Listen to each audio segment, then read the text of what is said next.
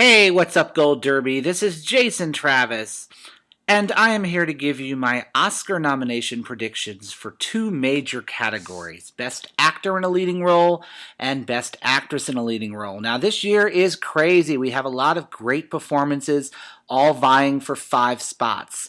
So don't be surprised if on Thursday morning, January 16th, your favorite actor or actress is missing in the lineup.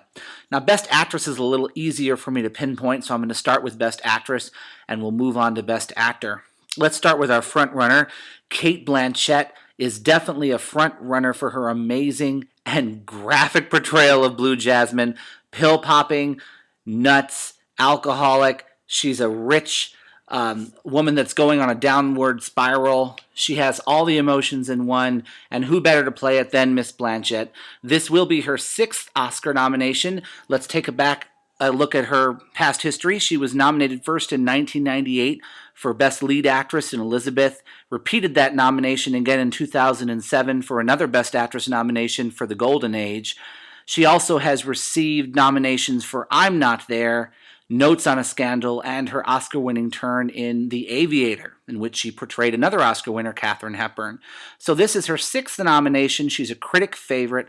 She's won the New York, Los Angeles, and National Society of Film Critics Award already for this performance, as well as Best Actress drama at the Golden Globes. So definitely Cate Blanchett is front and center for this nomination.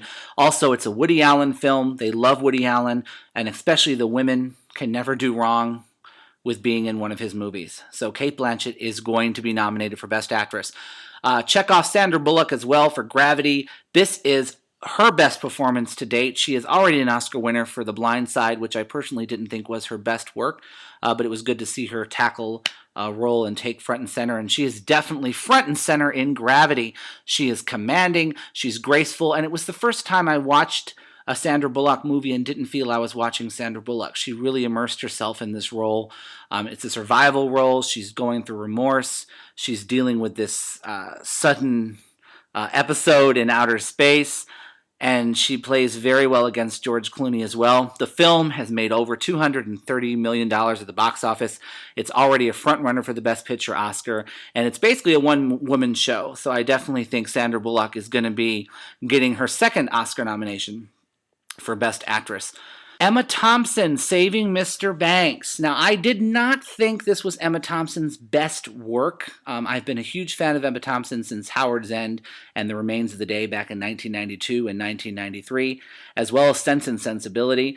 As we know, she is already an Oscar winner for Best Actress for Howard's End and won Best Adapted Screenplay for Sense and Sensibility. So she's also a very versatile artist in the film world. While I did enjoy her performance in Saving Mr. Banks, I didn't think it was quite of a stretch. However, the film is performing well at the box office, and she plays a well-renowned figure, P.L. Travers, who, of course, we know the story, was someone who did not want to be associated with the making of Mary Poppins into a movie and her kind of turbulent relationship with Walt Disney. While I did feel it was kind of a sugar-coated film, there's no denying the love for Emma Thompson. She's been campaigning. She's everywhere. It's a comeback role. So I cannot see her missing out on a nomination. So welcome, Emma Thompson. This will be her 5th, I want to say her 5th acting nomination after Howard's End, Sense and Sensibility, The Remains of the Day, and In the Name of the Father. So this will be her 5th nomination. That leaves us with 2 slots. And I am going to peg Judi Dench in Philomena. Judi Dench is also a beloved figure with the Academy Awards. She is an Oscar winner for Shakespeare in Love for Best Supporting Actress, and she's also received additional nominations for Mrs. Brown, Mrs. Henderson Presents, Iris, Notes on a Scandal, and Chocolat. So they are very, very, I'm doing this whole commentary off the top of my head. So bear with me. So she's a very beloved figure, and this is a very emotional film. It's doing well. I think it's the Weinstein Company's front runner for a Best Picture nomination. And she's received all the precursor nominations: Screen Actors Guild, Golden Globe, BAFTA. So she is in. There's some talk that she may not quite make it.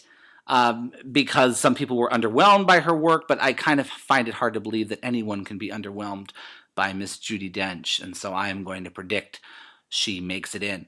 And finally, my last prediction. Originally, there was no doubt in my mind that Meryl Streep would make a nomination history once again by getting in for August Osage County, which, by the way, if you have not seen this movie, she really brings it home. It's juicy. She plays a cancer pill-popping nut, so and almost makes Cate Blanchett look like she's popping Tic Tacs in a sense. So it's crazy.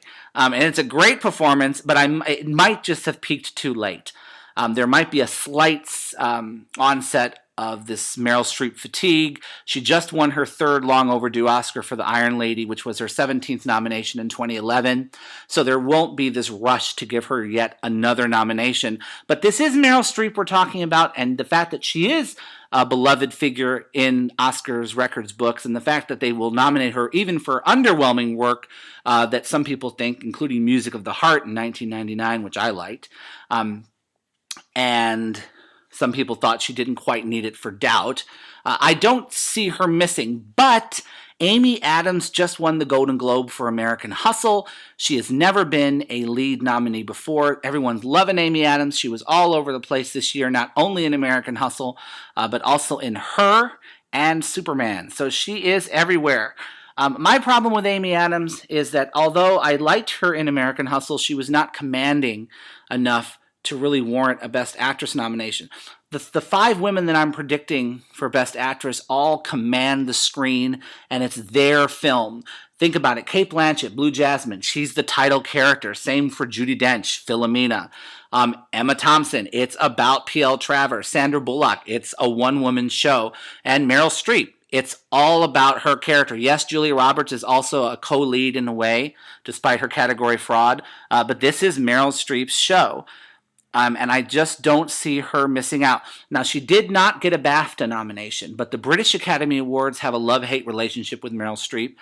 The Oscar votes were already in before the Golden Globe winners were revealed. If they had not been in, I definitely would say Amy Adams would have been a nominee. Now, here's the other thing. They love David O. Russell as far as acting. Last year, as you remember, Silver Linings Playbook received all 4 acting nominations for Jennifer Lawrence, Bradley Cooper, Robert De Niro, and the surprise of the day, Jackie Weaver, who did nothing to me in Silver Linings Playbook, but there she was. So there could be this love for American Hustle that could bring Amy Adams in, but I don't see Amy Adams bumping anyone off. There's also Adele Exarchopoulos in Blue is the Warmest Color, which is an amazing 3-hour French film, and she does a great job. She won at Cannes, but unfortunately no Golden Globe nomination, no SAG nomination. She was an LA Film Critics winner along with Cate Blanchett. They tied, but I don't know if the voters will warm up to a 3-hour lesbian drama. I have no idea. They did go for a more last year, in more than just the foreign language category, including Emmanuel Riva, but because it was up for Best Picture, I think that's what helped her get in. And I just don't see it. I also want to give a shout out to Greta Gerwig and Frances Ha. It's a great performance about a woman living in New York and trying to follow her dreams in the art world, and it's great, and I really would love to see her get in, but I just think Best Actress is settled. So, final nomination predictions for Best Actress: Cate Blanchett in Blue Jasmine, Sandra Bullock in Gravity, Judi Dench in Philomena, Meryl Streep in August Osage County, and Emma Thompson in Saving Mr. Banks.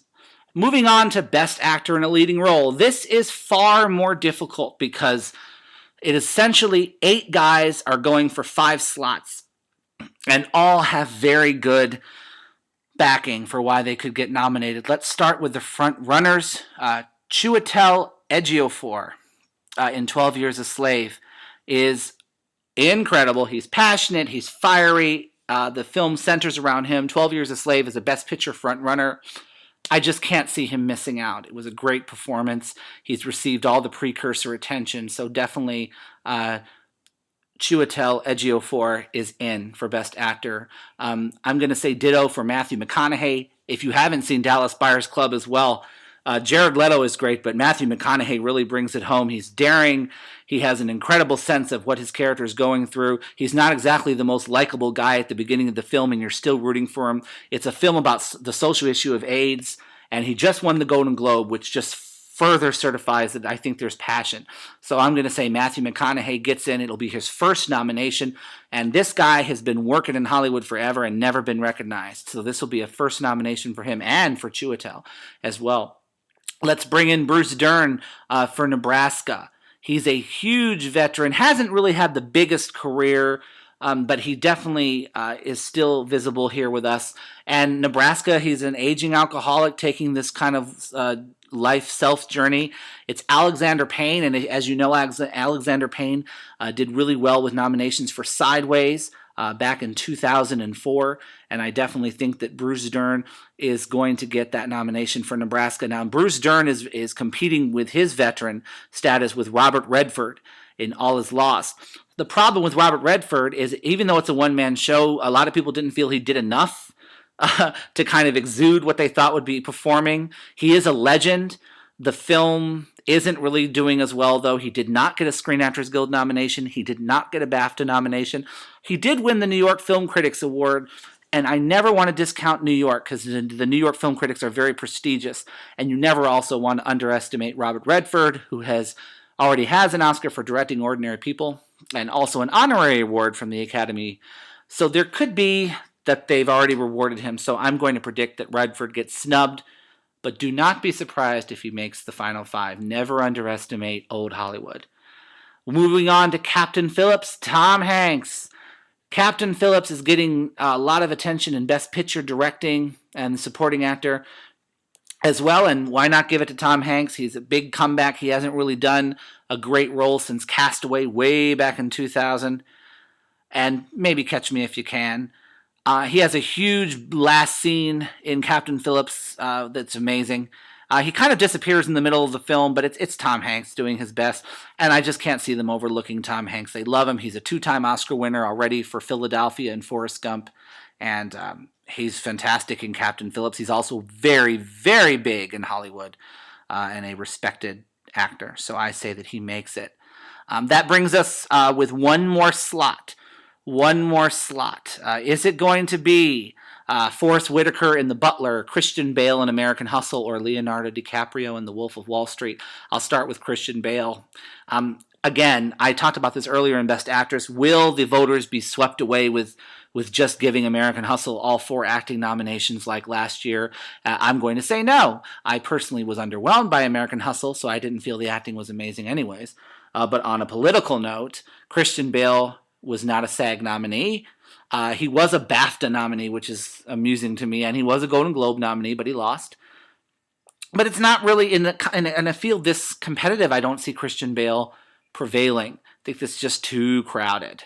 But do not be surprised if he's announced, and if he is, I think it will be an unworthy nomination. There's also Forrest Whitaker, who I loved in The Butler. Very emotional, especially the scene with his son. He really brings it home. He's an Oscar winner for The Last King of Scotland, which is a completely opposite role here, so he's very versatile. The problem is The Butler's not performing as well in Precursors. I still think Oprah will get an Oscar nomination, but Forrest Whitaker, despite his Screen Actors Guild nomination, has been absent. So I really, really wanted to predict him. But I think that the Leonardo DiCaprio will get nominated for The Wolf of Wall Street. He's commanding. It's all about him. They may feel bad about snubbing him last year for Django Unchained. And Leonardo DiCaprio has a very hit-and-miss history with the Oscars. Remember, he's only been nominated 3 times, which may seem okay, but for Leo, he should have more, I think. He got his first nomination in 1993 for What's Eating Gilbert Grape. Then he moved on and didn't get a nomination until The Aviator in 2004. And then he was nominated for Blood Diamond and not The Departed in 2006. So I don't know if he will get nominated on Thursday. He did win the Golden Globe for The Wolf of Wall Street, but again, those votes for the Oscars were already in. The Wolf of Wall Street is a Producers Guild nominee for Best Picture. Martin Scorsese's is a Directors Guild nominee. Leo is not a SAG nominee. So this is why Best Actor is going to be crazy, because there are going to be snubs, regardless of what happens. If Leo makes it, I can see him being very competitive for the Oscar.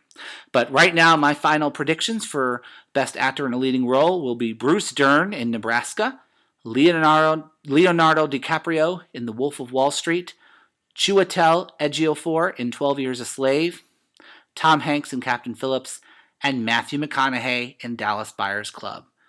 Good luck, everyone, and we'll see you on Thursday.